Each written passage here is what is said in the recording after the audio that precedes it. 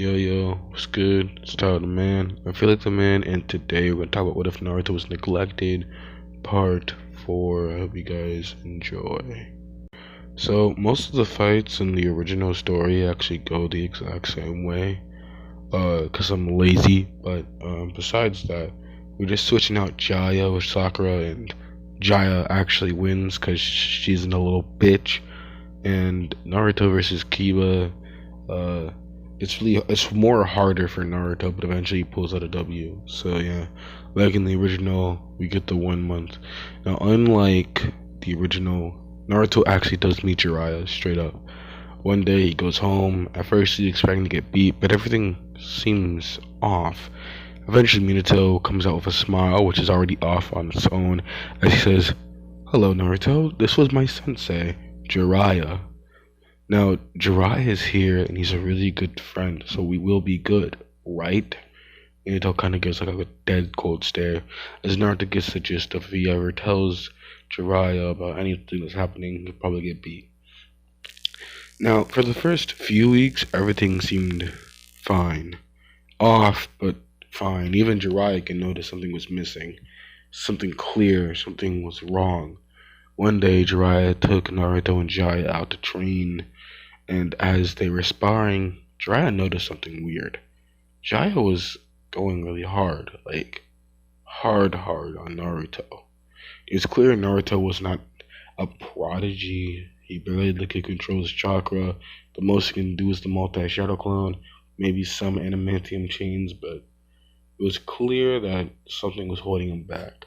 Meanwhile, Jaya was completely beating on Naruto, to the point where Naruto was almost half dead before Jiraiya had to stop him, asking him, "It's a simple spar. Why are you going so hard on him?" Jaya then would yell, I'm not gonna go easy on some demon brat, some disappointment. He's even lucky he's training with me." Jaya let it slip and then she covered her mouth. Jiraiya looked at Jaya. "For someone who's named after me, you surely don't understand respect like me. Just because he's not as strong as you, he's a disappointment?" Naruto got up as Jiraiya pulled him up. "Me and Naruto can have some special training. How about you go home?" Jiraiya would then ask Naruto what that was all about. As Naruto at first was uncomfortable, but Jiraiya then kneeled down on one knee. "Listen here, boy. I'm more of a father to Minato, so think of me as Grandpa Jiraiya, okay? What's going on? I haven't been able to see you ever since you were a baby." Naruto would then explain everything. The day Minato snapped, the day Naruto was starting to get beaten on, and his whole family disliking him and stuff like that. Before Jiraiya could actually get pissed off, he had to process this. It took around 2 minutes. Then Jiraiya told Naruto to wait there, and he stormed directly towards Minato. Minato was at home freaking out as Jaya was trying to explain as fast as she could, so Minato punched her. He then yelled, "It was one little slip up. One. Jiraiya burst for the door. "You. How could you do this to your own son?" Minato looked up. "Son? He's a disappointment. A failure. You told me to look for the child of prophecy. I thought that'd be my own son, but it's clearly my daughter. So just because he's not the child of prophecy, it means you should beat on him?" Minato chuckled. "So he told you." Jiraiya began to get angry. "You're supposed to respect your children, Minato. Have I not taught you anything?" As Minato began to chuckle, he was clearly unhinged and unnerved. "Taught me? I taught you more than you taught me. The Rasengan. I'm even a perfect sage. I'm the Hokage, damn it. You. Minato began to snap. As Minato charged up Rasengan as perfect sage, Jiraiya clearly countered with something of a toad. They're both at a standstill. "Get out of my house." Jiraiya would then state, "You're gonna treat your son better. If I notice anything off, I'll kill you, Minato." Minato would then laugh. Take him. I don't want him. He's nothing but a disappointment anyway. Matter of fact, I disown him. After these tuning exams, he's out of here. Jiraiya shook his head as he walked out. Naruto was still waiting there, sitting, beginning to get hungry. Jiraiya walked up. Stand up, boy. I'm going to teach you some things. After their training, Naruto and Jiraiya went to for ramen.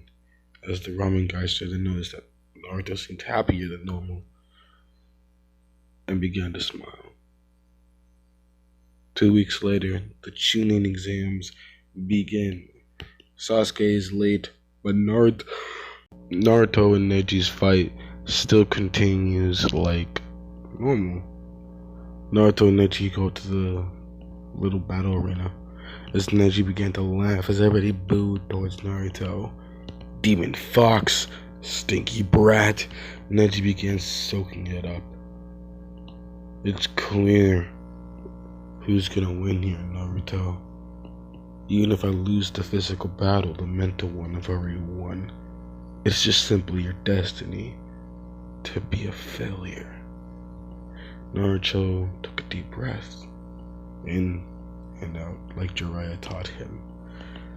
As the examiner would then raise his hand. Fighting positions, he yelled. Naruto simply was charging his chakra as Neji took a blazing fighting stance. Now, begin! He yelled. Neji charged at Naruto, but Naruto stood still, charging his chakra. Neji began hitting him over and over and over again, with 8 trigrams, 64 bombs from the start. At first, he thought he won, but Naruto simply got back up and was charging his chakra. Now Neji's confused. I hit all points. Neji noticed. His chakra wasn't blue. It was red. And Naruto's eyes began glowing. Naruto would then look at Neji, as he would then yell multi-shadow clone jutsu. Around the 100 shadow clones surrounded Neji, as they all used adamantium chains to restrain him. Naruto then ran up towards Neji and used the Rasengan, specifically landing on the adamantium chains not to kill him. Neji was blown aback and knocked out. Everybody was silent. This was Naruto? Some thought. I thought he was not a prodigy. I thought he was a disappointment. But this is different. Another ninja would then say, was that adamantium chains? Only the Uzumaki can do that. I thought Naruto barely had any Uzumaki chains to begin with. Everybody was confused. But then, they still hated Naruto. They booed him off the stage, but Naruto didn't really care. Hinata would go up to Naruto and Naruto would talk. Hinata would notice how far Naruto has gone and even would state that Naruto seems a lot more calmer. Naruto then think back to Jiraiya and his training. More specifically, their anger management, because Naruto still kind of had a temper. And then obviously chakra control. Now everything from here on continues like normal, even Shikamaru beating Jaya. And I think that'd be actually kind of cool because it kind of shows that Jaya's kind of ass.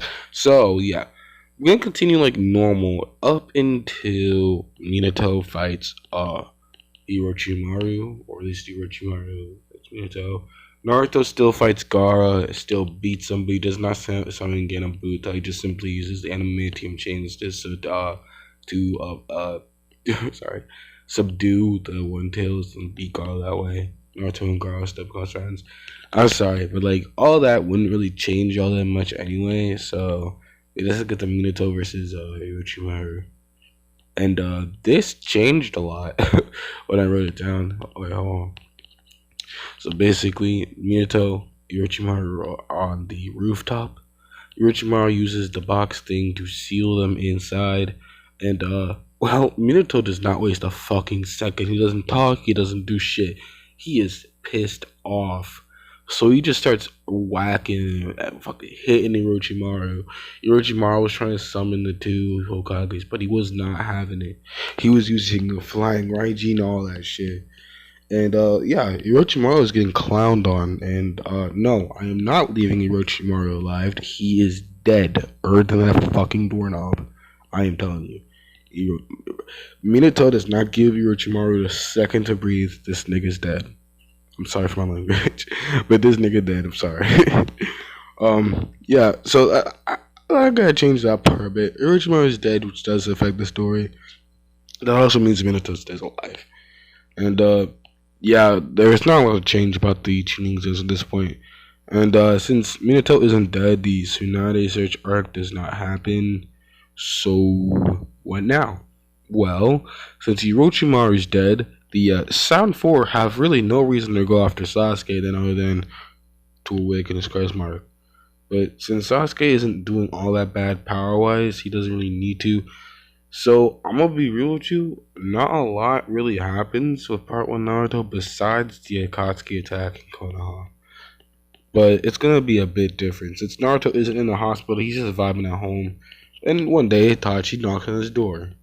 Naruto looks up and it's Itachi. He doesn't know who Itachi is, but since he has a Sharingan, he has to assume so. At first Naruto's gonna yell, but Itachi just simply knocks him out and walks away.